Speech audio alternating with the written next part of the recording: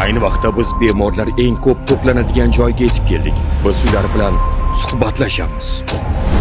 Nega aynan kardio servis tanlagansiz? Shu yerda irodaga sahrim borda, shu sahr bo'yicha irodaga qatnayman.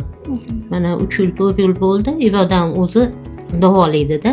Lecheniyalar yaxshi, menga yoqadi. Tinch joy. Oldi bilan keyin doktorlarning muomalalari. Yuragim bo'yicha Ma'rifjon qaraydi.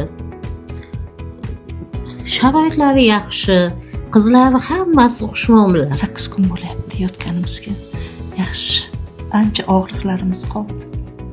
Rahmat doktorlarga shuncha qaraganlariga. Sharoitlari ham mana yaxshiligi uchun shu yerga kelib davolanaman.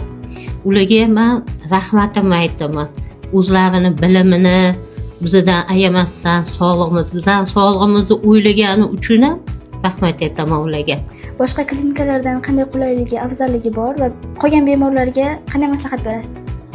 Qolgan bemorlarga masalan men kelib shu yerda dam olishlarini istayman. Nimagaki, bu yer ham tinch, ham toza, ham medsestralarning muomalasi yaxshi, vrachlarning muomalasi yaxshi. Shu bir og'iz shirin so'z bilan tuzalib ketadilar. Siz qanday fikrdasiz? Sir kardio servisida davolanganlar bormi? Izohlarda yozib qoldiring.